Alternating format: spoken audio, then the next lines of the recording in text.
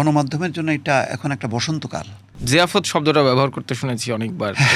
Right, DGFI থেকে যেভাবে phone করা হতো, আমার ধারণা যে এখন ফোন আসে। সরকারের একটা ম্যানেজমেন্ট ফেলিওর ছিল না তখন, যে আমি এখন জুলাই সনদ গণভোট নিয়ে কী করবো, আমার তো গাড়িটাই আগে তেল ভরতে হবে, গাড়িটা চলতে হবে। সরকারের কোনো রকম একটা গুমোট অবস্থা দেখেন। জামাতকে ওই অর্থে মানে প্রকৃত বিরোধী দল এটা আপনি বলতে পারবেন না। রিকনসিলিয়েশনের ইস্যুটা কোথায় গেল? আপনিও সমর্থন করতেছেন কিন্তু আপনার হাত পা বাঁধা।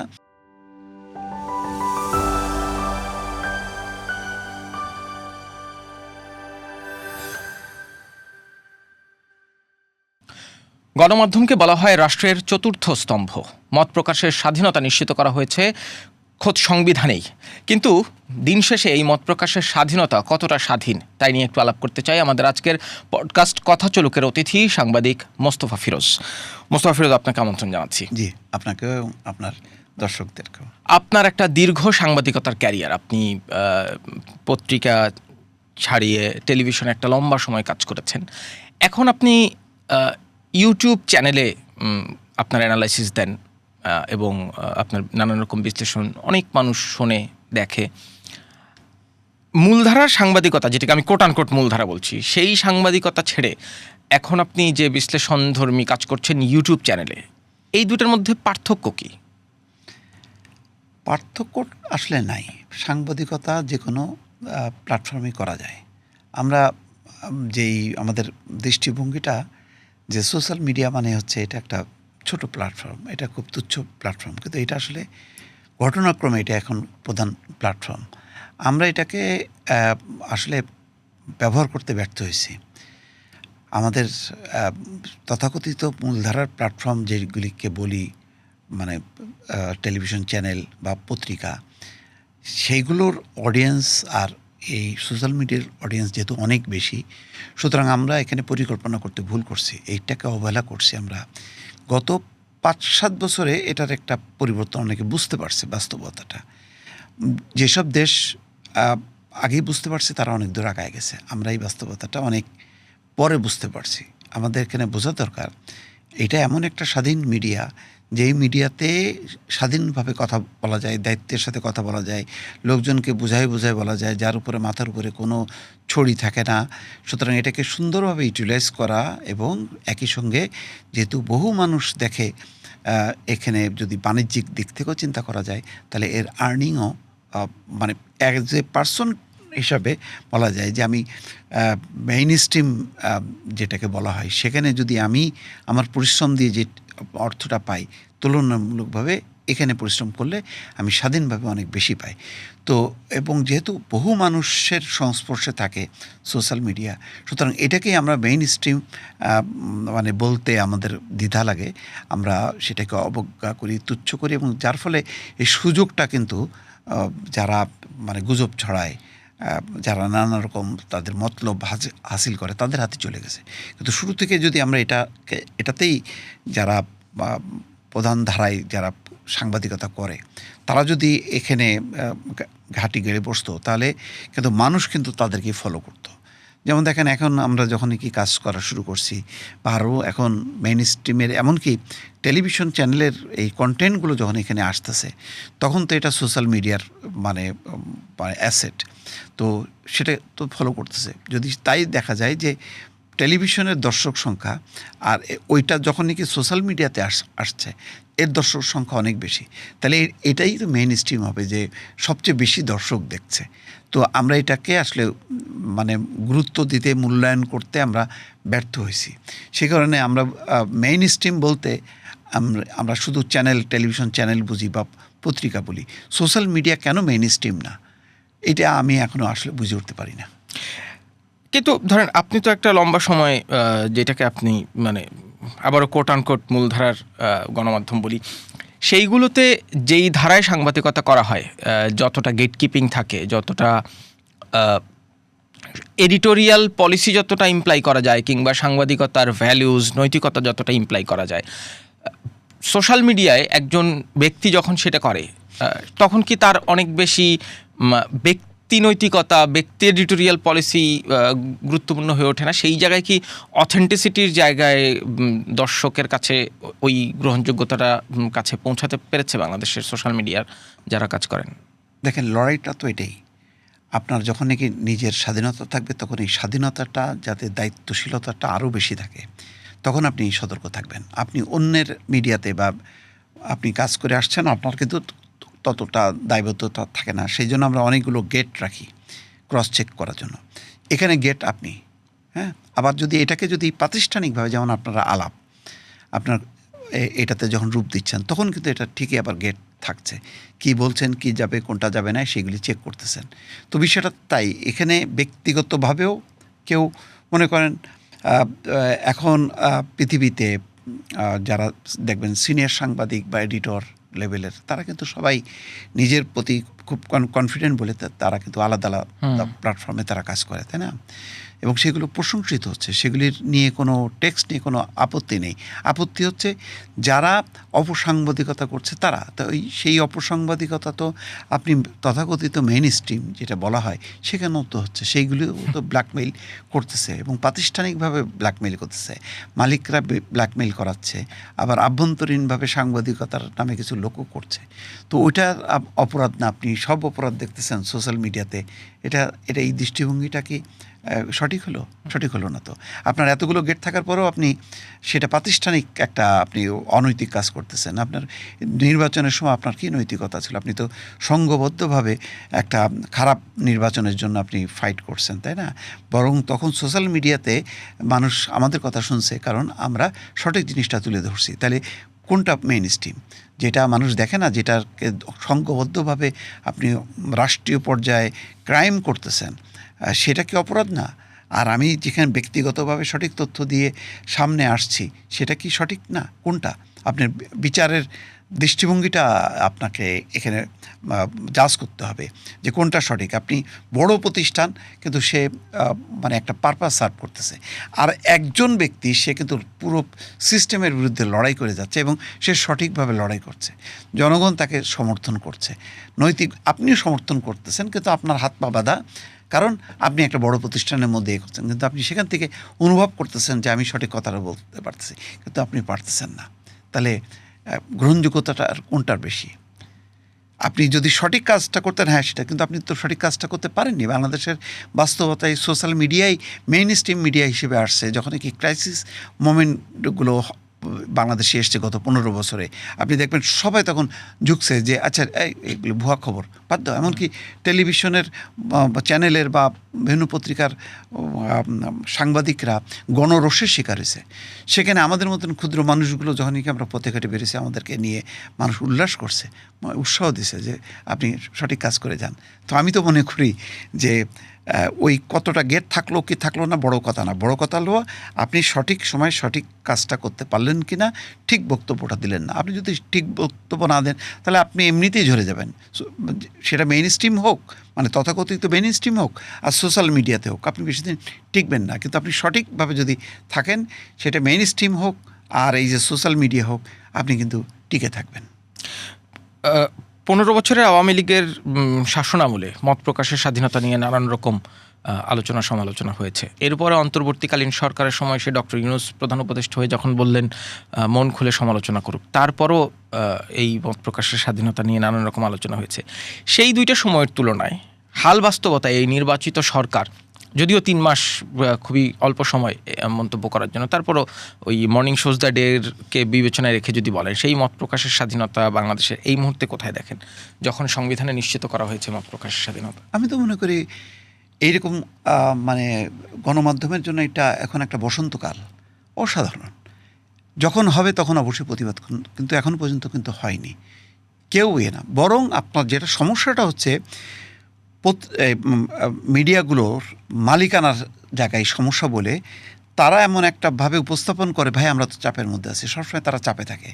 সেই 15 বছরও ছিল, আবার যখন ইউনূস আসলো তখনও চাপে, এখনও তারা চাপে। কিছু করলে বল না ভাই বেশি করা যাবে না, ভাই কখন কি হয়।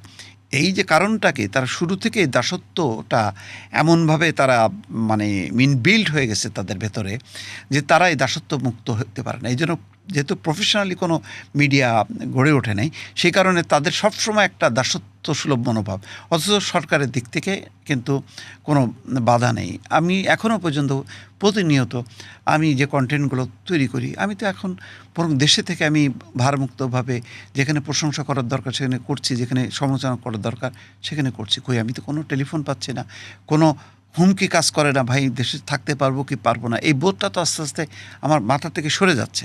কিন্তু আগে তো প্রতি মুহূর্তে সত্য হোক আর মিথ্যা হোক, যেহেতু কনসেপ্টটাই ছিল যে কোনো মুহূর্তে আমার উপরে দমন পীড়ন আসতে পারে, সেটা সঠিক হোক আর বেঠিক হোক, আমি সবসময় দৌড়ের উপরে থাকতাম ভেতর থেকে, যার জন্য আমি কখনো কমফোর্ট ফিল করতাম না। আমি আমার গত 2020-এর পর থেকে আমি এই 5ই আগস্টের পর্যন্ত অধিকাংশ সময় বলতে গেলে আমি দেশের বাইরে কাটাইছি, কারণ প্রতি মুহূর্তে মুহূর্তে একটা বিপদের সংখ্যা বোধ করতাম এবং আমি দেশে থেকে স্বাধীনভাবে কথা বলতে পারতাম না। বাট এখন তো 5ই আগস্টের পর থেকে বলছি, কিন্তু ওই যে মিডিয়াগুলো দেখবেন যে সাথে সাথে রং তারা বদলাইছে, কিন্তু এই রং বদলানোর কারণে বাইরে থেকে সবাই মনে করে যে এটা ও মিডিয়াকে বোধহয় চাপ দিচ্ছে। হ্যাঁ, ডক্টর ইউনূসের যেটা ছিল তখন সেখানে মব হয়েছে, বেশ কিছু গণমাধ্যমে তারা মুখে বলছে যতটা, কিন্তু ব্যক্তি ধরে ধরে তারা হুমকি দিয়েছে, বাসার সামনে মব করেছে, প্রতিষ্ঠানের সামনে মব করেছে, প্রতিষ্ঠানের মালিকদেরকে হুমকি দিয়েছে, যার কারণে জিয়াফত শব্দটা ব্যবহার করতে শুনেছি অনেকবার। রাইট। তো সেটা ছিল। এটা তো এখন বিশেষ করে এই 12ই ফেব্রুয়ারি নির্বাচনের পর থেকে তো কেউ একটা শব্দ আমার মনে হয় না যে কেউ উচ্চারণ করতে পারবে। আপনারা কি কোনো মানে চাপের মধ্যে পড়ছেন? না, আমরা কোনো চাপের মধ্যে পড়িনি কখনো, কিন্তু নির্বাচনের পরও কিন্তু ডিজিটাল নিরাপত্তা আইনে, যেটা সাইবার সিকিউরিটি অ্যাক্ট হয়েছে পরে, সেই আইনে সাংবাদিকদের গ্রেপ্তার করা হয়েছে, কটূক্তির প্রতিবাদে মানুষকে গ্রেপ্তার করা হয়েছে। সেটা তো অন্য, কিন্তু মানে গণমাধ্যম সাংবাদিকদেরও মানে একাধিক সাংবাদিক এই সাইবার সিকিউরিটি অ্যাক্টে মামলার মুখে পড়েছে, যদিও সেটা হয়তো সংখ্যার তুলনায় মানে রেশিও হিসাব করলে অনেক কম, কিন্তু সেই বাস্তবতা একদম তো উবে যায় না। কটূক্তি দেখেন, কটূক্তির এটা না শুধু ফেসবুকে কটূক্তি না, আমি সাংবাদিকদের কথাই বলছি। সাংবাদিকরা, আমি এটার টোটাল এটা জানি না, কিন্তু তারপরও আমি যেটা বলছি যে সাংবাদিকরা ইউনূস সরকারের আমলে বা তার আগে যারা কারারুদ্ধ আছে, তাদের আমি বলছি যে তাদেরকে অবশ্যই মুক্তি দিতে হবে, কারণ এগুলো সবাই জানে যে এগুলি মিথ্যা মামলা। এটা গণহারে তাদেরকে হয়রানি করা হয়েছে এবং তাদেরকে আসামি করা হয়েছে। তারা এই কেসে আসামি হইতে পারে না, এবং তাদের বিরুদ্ধে যদি অন্য কোনো মামলা থাকে, স্পেসিফিক মামলায় তাকে মামলা করা যেতে পারে, অভিযুক্ত করা যেতে পারে, এবং অভিযুক্ত করার পর তার যে আইনের আওতায় যেই সুযোগগুলো আছে জামিন পাওয়া, সেইগুলো এনশিওর করতে হবে। যদি সেটা না হয়, সেটা অন্যায় করা হবে। সুতরাং এটা বলার কোনো অবকাশ রাখে না যে এটা ইউনূস সরকারের আমলে হয়েছে, আমরা কি করব। নো, এখন যে সরকার তার দায়িত্ব নিতে হবে এবং সেইগুলোকে বাছাই করতে হবে যে কারা কি করছে। যেমন ধরেন আমাদের যেই সাংবাদিক বন্ধুরা এখন কারাগারে আছে, তার সাথে আমার মতপার্থক্য আছে, মতভেদ আছে। এই সাংবাদিকতাটা গত 15 বছরে সাংবাদিকতার নামে একেবারে এটা অপসাংবাদিকতা হয়েছে। এটা কোনো সাংবাদিকতার সংজ্ঞার মধ্যেই পড়ে না তারা যেগুলো করছে। তারপরও আমি মনে করি এটাও তার একটা মত প্রকাশের বা মত ধারণের এটা একটা রাইটস। আর সবচেয়ে বড় কথা হলো, আপনি যদি মনে করেন যে সে দলই করছে, আসলে সাংবাদিকতা করেনি, দলবাজি করছে, তাহলে আপনি মানে আইনটা কি, আইনের সংশ্লিষ্ট ধারা আপনি তাকে প্রয়োগ করেন, সুনির্দিষ্ট মামলা দেন। কিন্তু মিথ্যা মামলায় আমাকে দেখতে পারেন না বলে আপনি একটা হত্যা মামলা দিয়ে আমাকে কারাগারে ঢুকাই দেবেন, এটা অন্যায়। Committee for protect journalist CPJ বলছে এশিয়া প্যাসিফিকে সাংবাদিকদের জেলে পড়ার ক্ষেত্রে বাংলাদেশ শীর্ষে এখনও, গত 1 বছরের নানান রকম স্ট্যাটিস্টিক্স নিয়ে। এবং একটা ঘটনা আপনাকে মনে করিয়ে দিতে পারি। এই গত সপ্তাহে আমরা আজকে যখন কথা বলছি 20 মে, তার হয়তো 7-8 দিন আগে খাগড়াছড়ি প্রেস ক্লাবের সাবেক সভাপতি জিতেন বড়ুয়া, তাকে 5টি মামলায় গ্রেপ্তার করা হয়েছে। তার মধ্যে 4টি মামলা হচ্ছে 5 থেকে 7 বছর আগের বিভিন্ন রকম বিএনপির নানান রকম ঘটনাকে কেন্দ্র করে। একটি মামলা হচ্ছে 5ই আগস্ট পরবর্তী ঘটনায়, এবং তাকে গ্রেপ্তার করা হয়েছে এই দিন 10 হলো সর্বোচ্চ। তো সেই বাস্তবতা কি ধরেন একদম সরকারের কেন্দ্রীয় পর্যায়ে না থাকলেও তৃণমূল পর্যায়ে যে সেই মানসিকতা এখনো পরিবর্তন হয়নি, সেই জায়গায় কি সরকারের নোটিশ করা উচিত? অবশ্যই নোটিশ। আমি তো বলছি যে যারা কারাগারে আছে তাদের কেসগুলি বিবেচনা করে তাদেরকে অবশ্যই জামিনে বের করা উচিত, এই মিথ্যা মামলা প্রত্যাহার করা উচিত। আর যদি বর্তমান নতুন করে যদি তাদেরকে মানে মিথ্যা মামলায় পুরনো মামলায় যদি গ্রেপ্তার করা হয়, এটা অত্যন্ত অন্যায় হবে। কিন্তু আমি আবারও বলি, ইভেন আমিও যদি আমার যদি আমি দুর্নীতিবাজ হই, আমার আয়ের সাথে ব্যয়ের যদি এবং আমার সম্পদের তথ্যের যদি কোনো গরমিল থাকে, এইসব ক্ষেত্রে আমাকেও অভিযুক্ত করা হোক, কিন্তু কোনো মিথ্যা মামলায় না। সুনির্দিষ্টভাবে সাংবাদিকদেরকে অবশ্যই জবাবদিহির আওতায় আনতে হবে, কিন্তু রাজনৈতিক প্রতিহিংসা চরিতার্থ কোনোভাবেই করা যাবে না। অপরাধের ক্ষেত্রে তো কারোই রেমেডি নাই, যে Right. যেই অপরাধ করুক না কেন সেই অপরাধের নির্দিষ্ট আইনে নির্দিষ্ট সাজা, সেই বিচার হতেই হবে।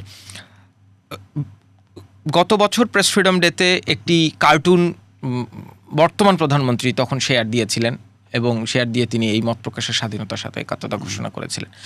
তিনি এখন প্রধানমন্ত্রী এবং মত প্রকাশের স্বাধীনতা নিয়ে তিনি সাংবাদিকতা নিয়ে একাধিকবার নানান রকম ইতিবাচক মন্তব্য করেছেন। এই মন্তব্যগুলো কি আপনার মনে হয় যে নিচের দিকে ছড়িয়ে যেতে রাষ্ট্রযন্ত্রের আমলাতন্ত্র বলেন কিংবা মন্ত্রী বলেন, সংসদ সদস্য বলেন, এমনকি একদম তৃণমূল পর্যায়ের যারা বিএনপির নেতাকর্মী, তাদের মধ্যে এটা ছড়িয়ে যেতে কি একটু সময় লাগবে?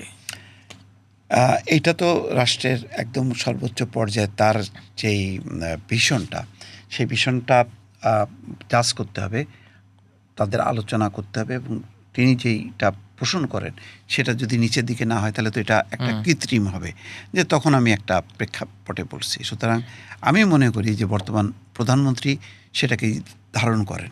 কারণ আমি যতটুকু আমার আলোচনা হয়েছে আমি দেখি যে তিনি জানেন যে আমি স্বাধীনভাবে কথা বলি, কোনো দল, সরকার, ব্যক্তি কাউকে আমি সমালোচনার যদি আওতায় থাকে তাকে আমি ছাড় দেবো না। তারপরেও কিন্তু তিনি কথা বলেছেন, এবং তার মনোভাবটাও পরিষ্কার যে তাই যদি হতো যে খুব তাহলে দেখতো ইউনূস সরকারের মতন তিনি কিন্তু বিচ্ছিন্ন রাখেননি সাংবাদিকদের। অনেক সাংবাদিকের সঙ্গে উনি 1-to-1 কথা বলেছেন। তো সেখান থেকে বুঝতে পারি যে মত প্রকাশের স্বাধীনতার ব্যাপারে সরকারের একটা অঙ্গীকার আছে। এখন এটা সরকারের না, আমি বলবো যে প্রধানমন্ত্রী তারেক রহমানের অঙ্গীকার আছে। এই অঙ্গীকারটা যাতে সরকারের হয়, সরকারের যেটা বলছিলেন, যাতে সেই জিনিসটা যদি নিচের লেভেলও সঞ্চারিত হয়, এইটার জন্য আমার ধারণা যে একটা ট্রানজিশনাল পিরিয়ড, যেহেতু 3 মাস, আরও কিছু বোঝা দরকার আছে, আর একটু সময় গড়ালে পরিষ্কার হবে। কিন্তু এত হয়তো বিচ্ছিন্ন কিছু ঘটনাকে মানে জোড়া দেওয়ার পরেও আমি খুব দৃঢ়তার সাথে বলবো যে এখন কিন্তু কোনো বড় মাপের কোনো বড় মানে গণমাধ্যমগুলো কোনো চাপের মধ্যে নেই। তাদেরকে সেই আগে ডিজিএফআই থেকে যেভাবে ফোন করা, আমার ধারণা যে এখন ফোন আসে না। আমি 12 বছর অন্তত ছিলাম বাংলা ভিশনে, আমার নিজে জানি তো যে কী পরিমাণ ফোন মানে ফেস করতে হয়েছে, তাদের কোনো ছাড়া, কোনো কাগজপত্র ছাড়া সিডি প্লে করতে হয়েছে।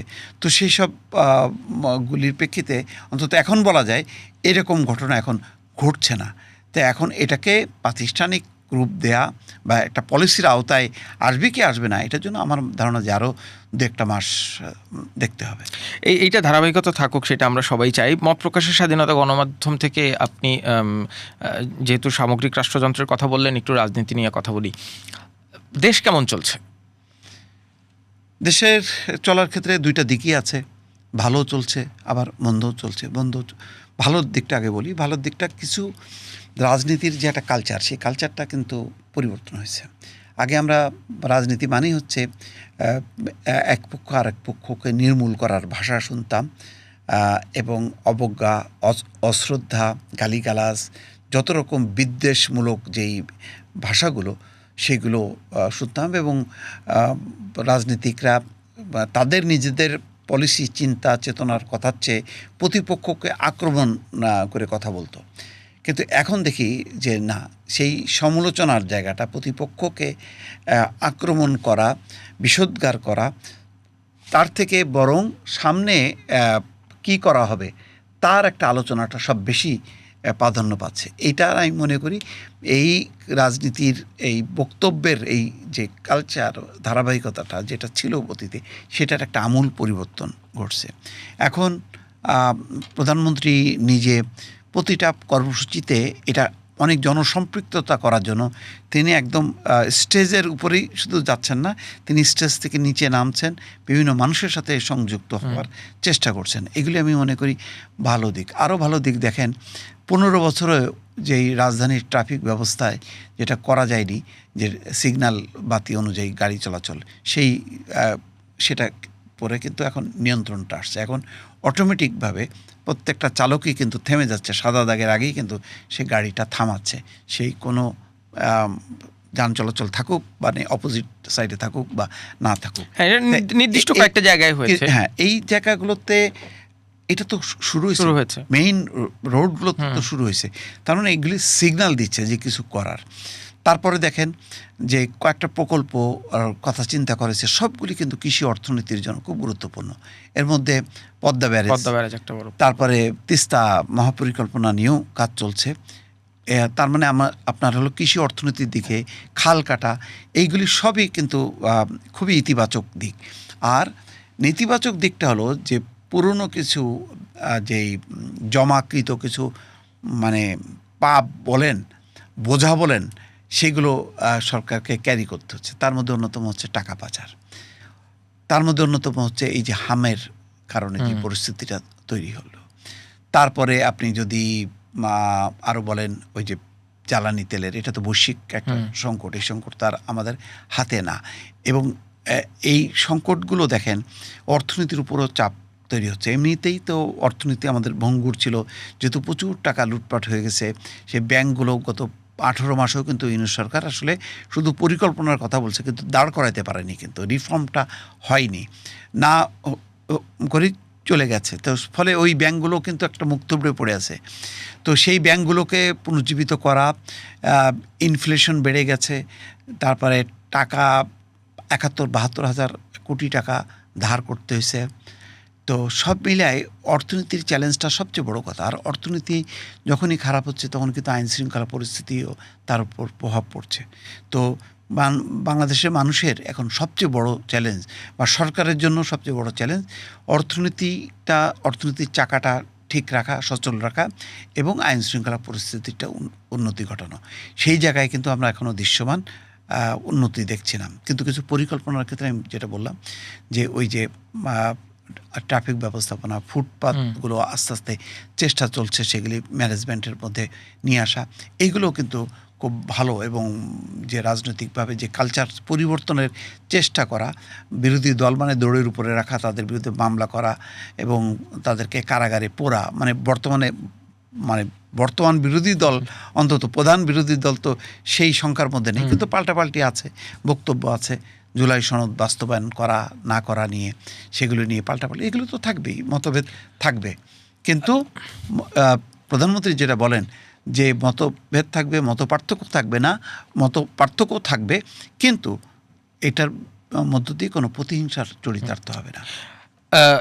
এই প্রতিহিংসা শব্দটাকে আমি একটু রাখলাম, এটা নিয়ে আমি পরে কথা বলবো। আপনি বলছিলেন যে বৈশ্বিক জ্বালানি সংকট তো সরকারের হাতে ছিল না, নিঃসন্দেহে ছিল না, কিন্তু পেট্রোল আর অকটেন যেটা বাংলাদেশে উৎপাদিত হয়, সেইটা নিয়ে আমরা যে তেলেস্মাতি কাণ্ড দেখলাম, দিনের পর দিন, ঘন্টার পর ঘন্টা, কিলোমিটারের পর কিলোমিটার লাইন দিয়ে মানুষকে কিনতে হয়েছে।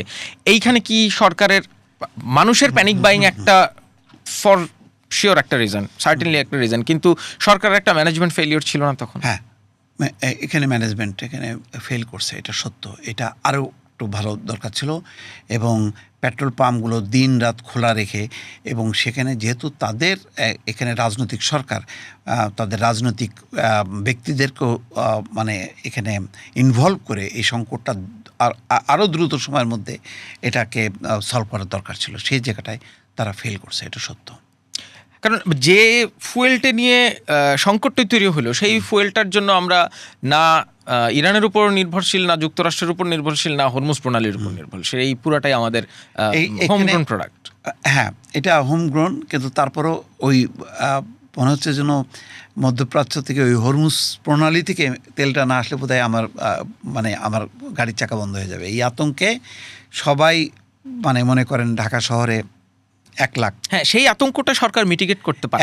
1 লাখ লিটার ধরি যে লাগবে। তখন হঠাৎ করে সেটা 5 লাখ লিটারে চলে গেল। এই যে বাড়তি যে 4 লাখ লিটারের যোগান দেয়াটা, এই যোগান দেয়াটা দরকার ছিল, সেই জায়গাটা কেন পারেনি সেটার খুব পরিষ্কার ব্যাখ্যা কিন্তু আমরা পাইনি।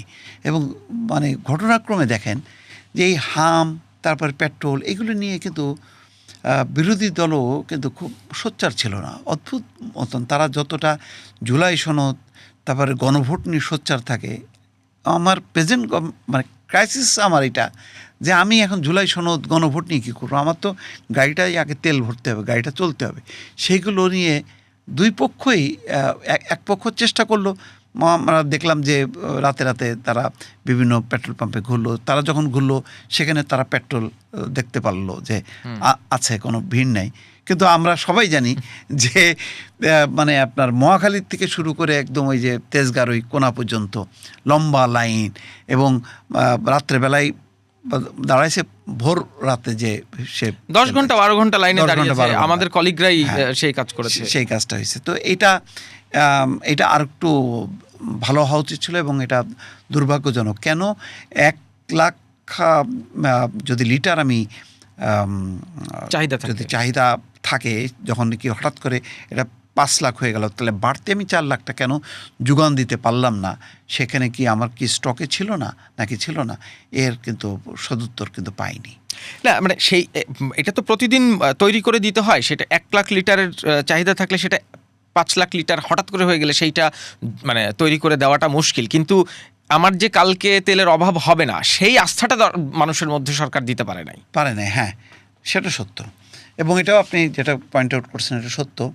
কিন্তু আমার কথা ছিল যে কেন পারলো না, এরকম থাকবে কেন? আমি 1 লাখ লিটারই শুধু পারবো, আমি ক্রাইসিস হলে আমি 2 লাখ 3 লাখ লিটার আমি বাড়তি যোগান কেন দিতে পারবো না? আমি এটা বুঝলাম না। আপনি দেখেন ওই যে ইন্টারকন্টিনেন্টালের কোনায় যে সন্ধ্যা 6টার সময় বন্ধ হয়ে যায়, কেন সেটাকে সারা রাত কেন চালু রাখা যায়নি? অন্তত রাজধানীর যদি 20-25টা পেট্রোল পাম্প যদি 3 রাত 24 ঘন্টা খোলা রাখতো, কী এমন ক্ষতি ছিল? এই জায়গাটায় আমি মনে করি যে সরকারের একটা ম্যানেজমেন্ট বা সংশ্লিষ্ট কর্তৃপক্ষের একটা ফেলিওর আছে। আপনি বলছিলেন যে আগের সরকারের কিংবা তার আগের সরকারের অনেকগুলো বোঝা, চাপ, যাই হোক এই সরকারকে বহন করতে হচ্ছে। এই চাপগুলো কিংবা এই বোঝাগুলোর মধ্যে অন্যতম একটা কি যুক্তরাষ্ট্রের সাথে রেসিপ্রোকাল ট্রেড এগ্রিমেন্ট? কারণ এই চুক্তিটি নিয়ে অনেক সমালোচনা হয়েছে। এই চুক্তিটি নির্বাচনের মাত্র 3 দিন আগে অন্তর্বর্তীকালীন সরকার করেছে। সমালোচনা হওয়ার পর অন্তর্বর্তীকালীন সরকারের একাধিক উপদেষ্টা বলেছেন যে এটি বিএনপি এবং জামায়াতের সাথে কথা বলে তাদের অনাপত্তি, মোটামুটি মৌখিক অনাপত্তি নিয়েই করা হয়েছিল। কিন্তু যখন চুক্তিটি প্রকাশ্যে এলো তখন দেখা গেল আসলে বাংলাদেশের স্বার্থের চেয়ে এখানে যুক্তরাষ্ট্রের স্বার্থ অনেক বেশি গুরুত্বপূর্ণ হয়ে উঠেছে। এটা এই মুহূর্তের ক্রাইসিসের জন্য, মানে এখন যে সংকটটা হচ্ছে সেটা হলো অর্থনীতিতে একটা ভয়ঙ্কর রকম ক্রাইসিস। সেটা হলো টাকা নেই সরকারের কাছে টাকা নেই। এই টাকা নেই কেন? কারণ যেখানে টাকা থাকে সেই এগুলো ফতুর। তো এটা এই চুক্তির সাথে সম্পর্কিত না, এটার হয়তো ফলাফল আমরা এর পরে পাবো। না, এই চুক্তির সাথে সম্পর্কের কথা বলছি না, কিন্তু এই চুক্তিটাতে বাংলাদেশের যে প্রথম আলোর একটা রিপোর্ট অনুযায়ী বাংলাদেশকে 131টা শর্ত মানতে হবে এবং যুক্তরাষ্ট্রকে মাত্র 6টা শর্ত মানতে হবে। অন্য কোনো দেশের সাথেও আমরা কোনো ডিল করতে গেলে যুক্তরাষ্ট্রের আপত্তি লাগবে, যুক্তরাষ্ট্রের এফডিআই এর সার্টিফিকেশন আমাকে মেনে নিতে হবে। এমনকি কৃষিজাত দ্রব্যেও যুক্তরাষ্ট্রের প্রতি এক ধরনের নির্ভরশীলতা থাকবেন। কিছুদিন আগে বর্তমান পররাষ্ট্রমন্ত্রী, যিনি আগের সরকারের জাতীয় নিরাপত্তা উপদেষ্টা ছিলেন, তিনি যুক্তরাষ্ট্র গিয়ে একটি জ্বালানি নিরাপত্তা নিয়ে সমঝোতা স্মারক সই করে এসেছেন, যেটা নিয়ে বাংলাদেশের জ্বালানি মন্ত্রণালয়ের কোনো একটি শব্দও শুনিনি সেই সমঝোতা স্মারকটি হওয়ার আগে। ফলে এই যে পররাষ্ট্র বিষয়ক নানান রকম ইকুয়েশন, সেইখানে কি একটা সরকারের কোনো রকম একটা গুমোট অবস্থা দেখেন? হ্যাঁ, দেখি। কারণ এটা তো পুরোটাই বাণিজ্য চুক্তিটাই অস্পষ্ট, এবং এটা নিয়ে পার্লামেন্টে ডিসকাস করেনি না সরকারি দল না বিরোধী দল। এবং সর্বশেষ যে জ্বালানি চুক্তিতেও বোঝা গেল যে প্রতি 15 বছর প্রতি বছর $1 বিলিয়ন তেল কিনতে হবে। এই $1 বিলিয়ন যে তেল আমরা যে পরিমাণ কিনবো, সেই $1 বিলিয়ন দিয়ে আমি যদি মিডল ইস্টের তেল কিনতে তার পরিমাণটা কত পাইতাম, বা যদি রাশিয়ার থেকে কিনতে পারতাম তাহলে কী পরিমাণ পাইতাম, এটা কিন্তু আমরা জানি না। এখন দেখা গেল যে সে $1 বিলিয়ন আমি হচ্ছে 1 লাখ লিটার আমি পাচ্ছি আমেরিকার তেল। কিন্তু ওই $1 বিলিয়ন যদি আমি মিডল ইস্ট থেকে 5 লাখ লিটার তেল পাই, তাহলে সেটাতে আমি কেন, আমি তো আটকে গেলাম। আমাকে বেশি দামে তেল কিনতে হচ্ছে, কিন্তু পয়সা অনেক বেশি খরচ করতে হচ্ছে, পাচ্ছি আমি কম। একইভাবে আমাকে ওই যে 14টা বোয়িং কিনতে হচ্ছে, আমাকে একই সঙ্গে তার তুলা কিনতে হচ্ছে, তার কৃষি আরও অনেকগুলো প্রোডাক্ট কিনতে হচ্ছে। তাহলে এটা কিনতে যে আমি গার্মেন্টস দিয়ে আগে যেভাবে আমার বাণিজ্য মানে এটা আমার অনুকূলে ছিল, এখন এইগুলোই যুক্ত হওয়ার পরে দেখা গেল পুরোটা উল্টে গেল, প্রতিকূলে চলে গেল। তাহলে এটা মানে এটা কেন আমরা বহন করব? আমরা বাণিজ্য ভারসাম্য তো সমানও হলো না। এখন সব কিছু ক্যালকুলেশন করে দেখা গেল যে আগে আমরা নিতাম বেশি পাইতাম, এখন আমরা দিচ্ছি বেশি। তাহলে আমরা দিচ্ছি বেশি কেন? এবং আমাদের মধ্যে এবং ফেয়ার কম্পিটিশনটাও থাকছে না, যে আমি অন্য জায়গার থেকে ঠিক আছে, আমি এখানে তুলার দামটা বেশি, আমি কিনবো না। আমি এয়ারবাসের সাথে কেন এয়ারবাস কিনতে পারবো না কেন? বোয়িং আমি যে টাকাতে কিনবো, সেই একটা বোয়িংয়ের টাকায় যদি আমি 2টা এয়ারবাস পাই, তাহলে আমি এয়ারবাসে কেন যেতে পারবো না? এই যে হাত পা বেঁধে দিল, বাধ্যবাধকতাটা কী জন্য? তাহলে কি আমার আগামী মানে 50 বছর বা 20 বছর আমার যত গার্মেন্টস আছে সবকে আমি পাঠাতে পারবো, এবং আমি আমার রেট নির্ধারণ করে আমি কি পাঠাতে পারবো কি না, সেটা তো আমি বুঝলাম না। তো এইগুলি অনেক অস্বচ্ছ জিনিস আছে, সেগুলি পরিষ্কার হয়নি। এই একটা ডিলকে মাথায় রেখে আপনি এই সরকারের ফরেন পলিসি যদি একটু বিশ্লেষণ করেন, কারণ ভারতের সাথে আমাদের 4500 কিলোমিটারের একটা বর্ডার আছে। এই সীমান্তটাকে এবং ভারতের সাথে পারস্পরিক নির্ভরশীলতাটাকে অস্বীকার করার সুযোগ যখন নাই, তখন চীন তিস্তা মহাপরিকল্পনা নিয়ে চীনের সম্পৃক্ততা আমরা আনুষ্ঠানিকভাবে চেয়েছি। কিছুদিন আগে পররাষ্ট্রমন্ত্রী চীন সফর করেছিলেন। চীনের সাথে যুক্তরাষ্ট্রের একটা দ্বৈরথ আছে, সেটি পরিষ্কার। এবং যুক্তরাষ্ট্রের প্রতি এই ইউএস ট্রেড ডিল, জ্বালানি চুক্তি সব মিলিয়ে যুক্তরাষ্ট্রের প্রতি এক ধরনের নির্ভরতা। এই যে ইউএস চায়নার দ্বৈরথ, চায়না ইন্ডিয়ার দ্বৈরথ, এই দ্বৈরথগুলোর মাঝে বাংলাদেশ জিওপলিটিক্যালি এত ইম্পর্ট্যান্ট একটা জায়গায় হওয়ার পরও সেইটা কি আমরা একটু ঝামেলা পড়ে যাচ্ছি? ঝামেলা মানে একটা চাপ তো আছে এর মধ্যে, মানে কতটা ভারসাম্য করতে পারে। কারণ আমি চীনকে, আমার উন্নয়নের জন্য আমি চীনকে কোনোভাবে অস্বীকার করতে পারবো না। আবার আমার যেই ডেইলি প্রোডাক্ট পণ্যের চলাচল এবং এই কানেক্টিভিটির জন্য আমি ভারতকে অস্বীকার করতে পারবো না। আবার আমেরিকাকেও ছুঁড়ে ফেলতে পারবো না। তো সব মিলায় এই সব 3টা শক্তিধর দেশের সাথে আমি কতখানি ভারসাম্য বজায় রেখে আমি আমার স্বার্থটা আদায় করতে পারবো, এটা হচ্ছে বড় চ্যালেঞ্জ। সেই চ্যালেঞ্জটা বিএনপি সরকারের জন্য শুধু না, যে কোনো সরকারের জন্যই অতীতেও চ্যালেঞ্জ ছিল, এখনও চ্যালেঞ্জটা আছে। আগে যেমন খুব একতরফা ছিল, মানে ভারতমুখিতা ছিল, এখন কিন্তু ভারতমুখিতার চেয়ে চীনকে আবার এখানে ইন করানো, আমেরিকাকে ইন করানো, এই ইন করাতে যে আমি ভারসাম্যটা হারাই ফেলে যদি কোনো একটা দিকে আমি ঝুঁকে পড়ি, তাহলে কিন্তু আমি আবার বিপদে পড়ব। সেই জায়গাটা কতখানি মানে রক্ষা করে আমি জাতীয় স্বার্থটাকে আগায় নিতে পারবো, সেটা এখনও পর্যন্ত বলা যাচ্ছে না। এবং এই নিয়ে সত্যি কথা বলতে কি, এই ডিসকাশনগুলো যে আমরা যেটা করছি, সবচেয়ে ভালো প্ল্যাটফর্ম হচ্ছে জাতীয় সংসদে। সেই সংসদে ডিটেলস আলোচনাগুলো কিন্তু হয় না। একটা অদ্ভুত ব্যাপার, প্রথম সেশনে আমি খুবই হতাশ যে এই পলিসি লেভেলের যে ডিবেটগুলো আমরা এখন এখানে বসে করছি, সেই ডিবেটগুলো তো খুব গুরুত্বপূর্ণ। কারণ আমার রাজনৈতিক প্রেক্ষাপট পরিবর্তন হয়ে গেল। এখন পরিবর্তিত প্রেক্ষাপটে আমার এখন মানে বন্ধু কারা কারা থাকবে? বন্ধু কি শুধু একজনই থাকবে নাকি একাধিক থাকবে? একাধিক থাকলে আমার সেখানে তাদের সাথে আমি কীভাবে ডিল করব?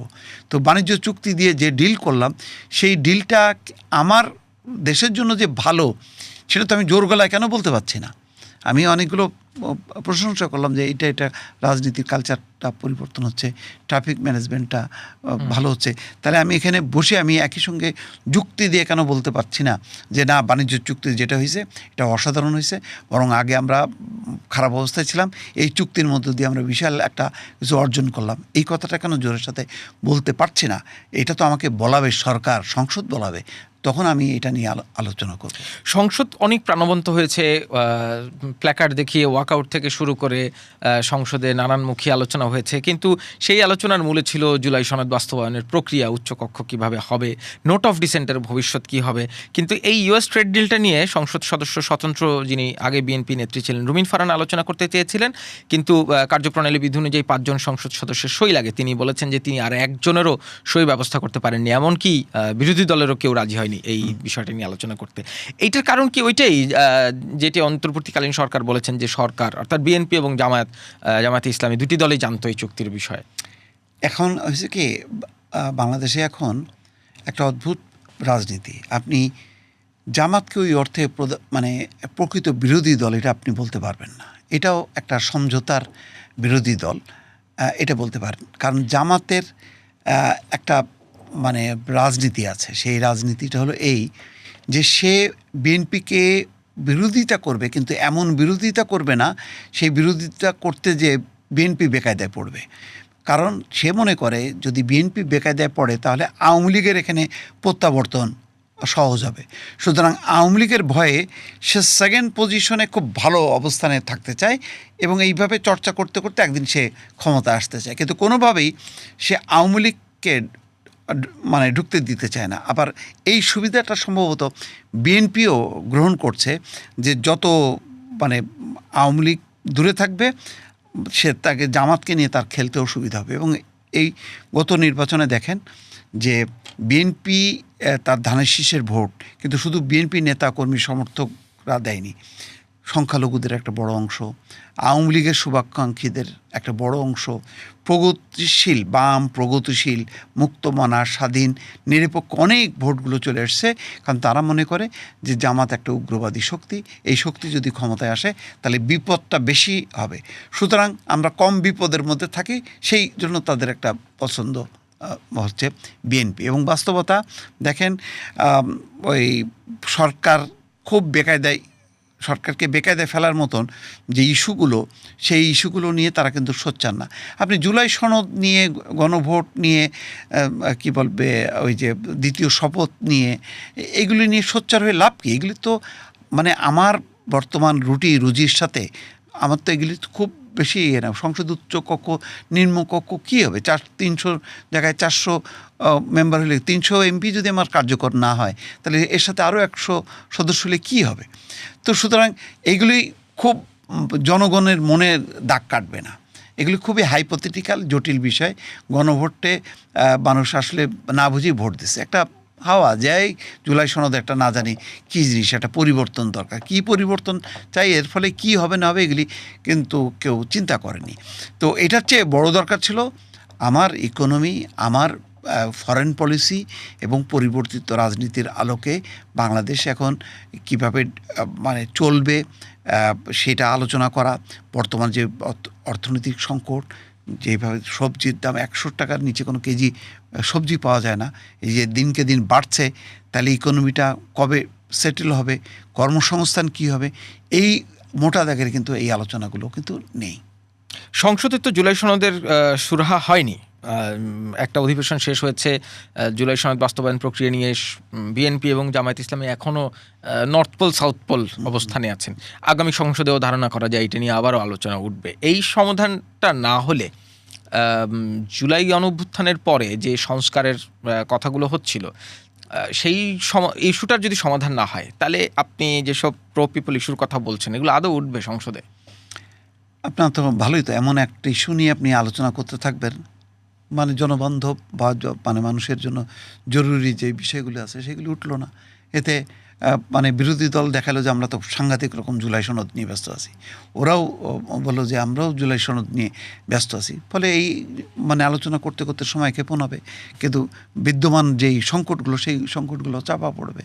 এই সুযোগটা তো বিরোধী দল তৈরি করছে, কারণ এটা একেবারেই মানে পরিস্থিতি তো পরিবর্তন হয়েছে। আপনি আগস্ট মানে 5ই আগস্টের পর যেই গণঅভ্যুত্থানের আলোকে যেগুলি করার কথা সেগুলি আপনি এত দিন পরে এসে এখন আপনি নতুন করে কি করবেন?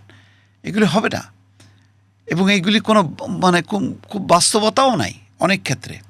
কারণ আপনি জুলাই সনদের প্রতিটা অধিকাংশ ক্ষেত্রে নোট অফ ডিসেন্ট আছে, সবারই আছে, বিএনপির আছে, ওই এনসিপির আছে, জামাতেরও আছে। তাহলে আপনি কোনটা করবেন কোনটা করবেন না, তার চেয়ে মোটা দাগের যেই অন্তত নির্বাচনের ব্যবস্থাটা ঠিক রাখেন। এনসিপির নোট অফ ডিসেন্ট নাই, কারণ এনসিপি যখন এনসিপি সবার পরে সই করেছে জুলাই সনদে, এবং নাহিদ ইসলাম সই করার সময় সেখানে লিখে দিয়েছেন যে নোট অফ ডিসেন্ট ছাড়া বাস্তবায়ন সাপেক্ষে। আমি শেষ করব, আপনি মাঝখানে বলছিলেন একটা জায়গায় যে এই জামাত ইসলামী ও সমঝোতার বিরোধী দল, কারণ বিএনপির পক্ষে আওয়ামী লীগের সমর্থকদের ভোট গিয়েছে, সংখ্যালঘুদের ভোট গিয়েছে। আওয়ামী লীগ কি তার মানে নিশ্চিহ্ন হয় নাই? আওয়ামী লীগের সমর্থকরা আছে বাংলাদেশে এখনো, বিপুলভাবে আছে, মানে আছে মানে কি বিপুলভাবে আছে, এবং মানে যদি রাজনীতির সুযোগ পায় তারাই এখন মেইন স্ট্রিমে চলে আসবে এবং তারাই হবে প্রধান বিরোধী দল। তো এখন আওয়ামী লীগের সংকটটাকে, আওয়ামী লীগের সংকটটা কিন্তু আওয়ামী লীগ নিজে, এবং শেখ হাসিনা একটা ব্লক, একটা ব্যারিয়ার তৈরি করে রাখছে যাতে আওয়ামী লীগ বিকশিত না হয়। কারণ আওয়ামী লীগের এখন রাজনীতি আসতে গেলে তার যে মানে লিগাল যে ইস্যুগুলো আছে সেগুলি এত বেশি বাস্তব, শুধু জুলাই অভ্যুত্থান না, গত 15 বছরে গুম খুন নির্যাতনের অনেক ঘটনায় আওয়ামী লীগের বর্তমান নেতৃত্বের অধিকাংশই কোনো না কোনোভাবে যুক্ত, ফলে তাদের তো বিচার হইতেই হবে। সেই বিচারটা কীভাবে অ্যাভয়েড করবে, এটা রাজনৈতিক বিষয় বলে অ্যাভয়েড করা যাবে না। এখানে পরিষ্কারভাবে হচ্ছে, এবং দুর্নীতির বিষয় না, এটা হলো মার্ডার, হত্যাকাণ্ড। তারা হচ্ছে ফৌজদারি অপরাধ আছে, একেবারেই মানে জ্বলন্ত, মানে অনেকগুলো ঘটনা আছে। তো এইগুলি বাদ দিয়ে আওয়ামী লীগ হলো একটা আদর্শ। আওয়ামী লীগ হচ্ছে স্বাধীনতা মুক্তিযুদ্ধের একটা দল, সেই দলের ঝান্ডা তোলার জন্য অসংখ্য নেতাকর্মী আছে, তাদের হাতে সেই পতাকাটা তুলে দিতে হবে। শেখ হাসিনা যদি ওই পতাকা নিয়ে যদি ধরে বসে থাকে তাহলে সে নিজে হাতে আওয়ামী লীগকে আরও ক্ষতি করবে। কিন্তু আওয়ামী লীগ হচ্ছে বাস্তবতা, আওয়ামী লীগ আছে, থাকবে, হয়তো শেখ হাসিনা থাকবে না। কিন্তু আওয়ামী লীগের যে সমর্থকরা আপনি যাদের কথা বলছেন যারা আছে, সবাই নিশ্চয়ই সেই ফৌজদারি অপরাধের সাথে জড়িত না, কিন্তু তারাও তো প্রতিহিংসার শিকার হন, সেই সব খবর তো আমরা গণমাধ্যমে দেখি। এই যে আদারিং করা, আপনি বলছিলেন যে বিরোধী দলের উপর হয়তো কোনো মামলা হামলা অত্যাচার নাই, কিন্তু আওয়ামী লীগের যারা আছে এখনও নানান জায়গায়, যারা ফৌজদারি অপরাধে যুক্ত না কিন্তু হয়তো সাধারণভাবে আওয়ামী লীগ সমর্থন করতো, তাদের প্রতি তো সেই প্রতিহিংসা কিংবা নানান রকম নির্যাতনটা সরকারিভাবে না হলেও তৃণমূল পর্যায়ে, ব্যক্তি পর্যায়ে হয়। সেইটা কি সরকার ভাববে? কিংবা আমি যদি আরও ন্যারো ডাউন করি কোয়েশ্চেনটা, রিকনসিলিয়েশনের ইস্যুটা কোথায় গেল? এটা হবে না। আওয়ামী লীগের সাথে হতে গেলে আওয়ামী লীগকে প্রথম তার নেতৃত্বের একটা গুণগত পরিবর্তন, কারণ পরিবর্তন যদি না হয়, এই পয়েন্টে জামাত এবং বিএনপি এক হবে, এক থাকবে তৃণমূল থেকে শুরু করে একদম কেন্দ্রীয় পর্যায় পর্যন্ত, যে তারা আওয়ামী লীগকে ইন করতে দেবে না। কারণ 15 বছরে অত্যাচার নির্যাতনের কারণে এটা সরকার বিরোধী যেই পর্যায়ে এখন থাকুক না কেন, অন্তত আওয়ামী লীগ ইস্যুতে তারা ঐক্যবদ্ধ থাকবে। আওয়ামী লীগ শেখ হাসিনার আওয়ামী লীগ ইস্যু নেই, যখনই নাকি মাথার উপর থেকে শেখ হাসিনা চলে যাবে তখন রাজনীতিটা আবার অন্যদিকে ধাবিত হবে, পরিবর্তন হবে। তো সেই পরিবর্তনের যেই সুযোগটা, সেই সুযোগটা তো আওয়ামী লীগ তৈরি করছে না, তারা তো আঁকড়ে বসে আছে। একসময় বেগম খালেদা জিয়ার নেতৃত্বে বিএনপি পরিচালিত হয়েছে, পরে কি বাস্তবতার কারণে সে মানে তারেক রহমানের নেতৃত্বে পরিচালিত হয়নি, এবং সে কি সাকসেসফুল হয়নি? হয়েছে তো। এমনকি আওয়ামী লীগেরও যদি আমি ইতিহাস ধরি, খুব বেশি দূরে যাব না, যখন নাকি 15ই আগস্টের পর আওয়ামী লীগ একদম শেষই হয়ে গেল বলা যাচ্ছে, যে আওয়ামী লীগ বলে নাই, জোহরা তাজউদ্দিনের হাত ধরে তো আওয়ামী লীগের আবার পুনরুত্থান হয়েছে। এই জন্য আমি বলি সবসময় আওয়ামী লীগ আছে, থাকবে। কারণ তখনও কিন্তু আওয়ামী লীগ কিন্তু একদম নিশ্চিহ্ন ছিল, সেই তার মানে ছিল, কিন্তু আমরা দেখি নাই। কিন্তু যেই মাত্র রাজনীতির সুযোগ পাইছে এবং জোহরা তাজউদ্দিন আসছে নেতৃত্বে, তার নেতৃত্বে কিন্তু আওয়ামী লীগ সংগঠিত হয়ে গেছে। সুতরাং ভবিষ্যতে যদি শেখ হাসিনা না থাকে, অন্য যে কেউ আওয়ামী লীগের যদি পতাকাটা ধরে, দেখবেন যে খুব দ্রুতই আওয়ামী লীগ আবার সংগঠিত হয়ে গেছে। এবং এই পরিবর্তনটা আওয়ামী লীগের নিজের থেকে ঘটানো উচিত। আমি একজন মানে রাজনৈতিক ছোট্ট কর্মী বিশ্লেষক হিসেবে বলতে পারি যে আমি মানে সাদা চোখে দেখি যে শেখ হাসিনার নেতৃত্বে আওয়ামী লীগ আর কোনোদিন বিকশিত হবে না, বরং শেখ হাসিনা যতদিন থাকবে এটা একটা বোঝা হয়ে থাকবে। আওয়ামী লীগ শেখ হাসিনার নিচে পিষ্ট হতে থাকবে, বরং নেতৃত্বটা ছেড়ে দেওয়া উচিত। যেমন এখন তারেক রহমানের নেতৃত্বে বিএনপি পরিচালিত হচ্ছে, এইরকম ফ্রেশ একজন কারোর হাতে আওয়ামী লীগকে ছেড়ে দেওয়া উচিত। কারণ অপরাধ করছে কতজন বা দুর্নীতি করছে কতজন? বড়জন আমি মনে করি মানে সব মিলায় আমি 10% মনে করি যে এরা দুর্নীতি, অনিয়ম, অত্যাচার, নির্যাতনের সাথে যুক্ত আছে। কিন্তু 90% আওয়ামী লীগের নেতাকর্মী এখনও আছে, তাদেরকে সংগঠিত করার মতন নেতৃত্ব আছে, কিন্তু সেই নেতৃত্বকে মানে সুযোগ দিতে হবে এবং সেটা করা উচিত। মানে কোনো এখানে তো গো ধরার কোনো ব্যাপার নেই। রাজনীতি হচ্ছে সবসময় কৌশলের খেলা। আপনাকে এখন যখন আপনি দেখছেন এই পথে চলতে পারছেন না, আপনাকে পথটা পরিবর্তন করতে হবে। নেতৃত্ব আপনি আঁকড়ে বসে থাকবেন কেন? আপনি তো চান যে মানে মানে নেতৃত্বের যাতে সবসময় পরিবর্তনটা হয়। আওয়ামী লীগের ইতিহাসে বহু, শুধু কি মানে শেখ হাসিনাই ছিল, তার আগে যদি আমরা অতীত ইতিহাস যদি আমরা পর্যালোচনা করি, আব্দুল মালিক উকিলও তো নেতৃত্ব দিয়েছেন, তাই না, আওয়ামী লীগের। তো সেই ইতিহাসের হঠাৎ করে শেখ হাসিনা এসে আওয়ামী লীগের ইতিহাসটা কেন থামায় দেবে? তার এখন ইতিহাসের প্রয়োজনে তাকে এই নেতৃত্বটা ছেড়ে দিতে হবে, আওয়ামী লীগকে মুক্ত করে দিতে হবে, যাতে আওয়ামী লীগ তার নিজের পথে চলতে পারে। কিন্তু এটা যতদিন না করছে ততদিন পর্যন্ত কি এই যে যাদের কথা বলছেন যে যারা অপরাধের সাথে যুক্ত না, কিন্তু তাদের যে আধারিং করে রাখা হয়েছে সেইটা হবে রাজনৈতিক কারণেই? সেটা এই যে এইটা ভিকটিম হচ্ছে।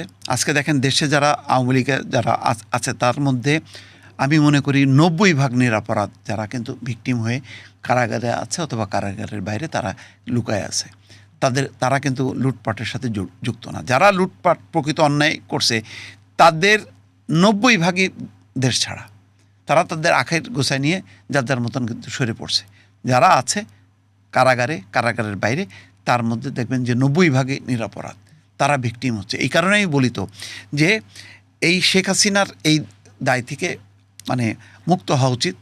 এই বাস্তবতা তো আমরা আওয়ামী লীগের সরকার সময়েও দেখেছি যে বিএনপির নেতাকর্মীরা যারা নিরপরাধ, শুধুমাত্র রাজনীতির সাথে যুক্ত, তারা এরকম নানান রকম নির্যাতনের শিকার হয়েছেন, মামলার শিকার হয়েছেন। তাহলে রাজনীতির গুণগত পরিবর্তনটা হলো কই জুলাই গণঅভ্যুত্থানের পর? রাজনীতির গুণগত পরিবর্তনটা এটা তো একদিনে পাওয়া যাবে না। আওয়ামী লীগও দেখেন আজকে যেভাবে, আমি কেন বলতে পারছি না যে না রাজনীতির মতন চলা উচিত, শেখ হাসিনাই থাকবে, হ্যাঁ, এটাকে জোর করে সরানো উচিত না, এটা কেন বলছি? কারণ রাজনীতিটা তো হয়নি। এই রাজনীতি আওয়ামী লীগের নেতৃত্বে যে রাজনীতি, এটা তো ফ্যাসিজমে রূপ নিয়েছে। ফলে আওয়ামী লীগ তার অবস্থান থেকে একদম মানে অপোজিট পজিশনে চলে গেছে। একটা গণতান্ত্রিক দল একটা ফ্যাসিস্ট দলে রূপান্তর ঘটছে। তার একটা মানে মানে কি বলে পেইনটা রিঅ্যাকশন এখন সর্বস্তরের নেতাকর্মীরা ভোগ করছে। এই জন্যই বলছি যে আওয়ামী লীগেরও গুণগত পরিবর্তন হইতে হবে। এই পরিবর্তনটা যদি না হয় তাহলে কিন্তু ওই প্রতিহিংসার চর্চাটা কিন্তু থাকবে। আপনি যখনই দেখবেন যে উপর থেকে নাই, তখন দেখবেন যে অন্যদের প্রতি আপনার যেই গত 15 বছরে যে ক্ষোভ, জেদ, রাগ, হিংসা, সেইগুলোর মানে প্রতিফলনটাও আস্তে আস্তে নিয়ন্ত্রণ হয়ে গেছে। এইটা তো চর্চার ব্যাপার। আপনি চর্চাটা না করে আপনি যদি গো ধরে বসে থাকেন সেটা ভুল হবে। আবার বিএনপিরও বুঝতে হবে যে এখানে গণতান্ত্রিক রাজনীতির বিকাশ সুযোগ দিতে হবে এবং এই সাংবিধানিক অধিকারটা মানতে হবে। নতুবা আজকে হয়তো গত নির্বাচনে বলেনি যে আওয়ামী লীগকে সহ নির্বাচন করতে হবে, কিন্তু আগামী নির্বাচন আস্তে আস্তে কিন্তু ইন্টারন্যাশনাল কমিউনিটি কিন্তু সোচ্চার হবে, বলবে যে আওয়ামী লীগকে নিয়ে নির্বাচন করতে হবে এবং কোনো রাজনৈতিক দল নিষিদ্ধ করা যাবে না। এই দাবিটা কিন্তু সামনে আসবে। সুতরাং সব পক্ষকেই রাজনীতির পথে পরিচালিত হইতে হবে। এখন ট্রানজিশনাল পিরিয়ডে হয়তো বিদেশিরা বাস্তবতা বুঝে আওয়ামী লীগের কথা বলছে না, আজকে বলছে না, কালকে যে বলবে না তার কি নিশ্চয়তা আছে? মোস্তফা ফিরোজ, আপনাকে অসংখ্য ধন্যবাদ। অনেকগুলো বিষয় নিয়ে আলাপ করলেন, গণমাধ্যম থেকে রাজনীতি। আমরা আবারও নিশ্চয়ই আপনার সাথে এই ধরনের আলাপ করব এবং আপনার বিশ্লেষণও নানান সময় শুনবো। আপনাকে অসংখ্য ধন্যবাদ আমাদের সময় দেওয়ার জন্য। আপনাকে ধন্যবাদ, আপনার দর্শকদেরকেও অনেক ধন্যবাদ জানাচ্ছি। গণমাধ্যম থেকে রাজনীতি, কূটনীতি, নানান বিষয় নিয়ে কথা বলছিলাম সাংবাদিক মোস্তফা ফিরোজের সাথে। আপনাদের সবাইকে ধন্যবাদ এতক্ষণ পডকাস্ট কথা চলুক দেখার জন্য।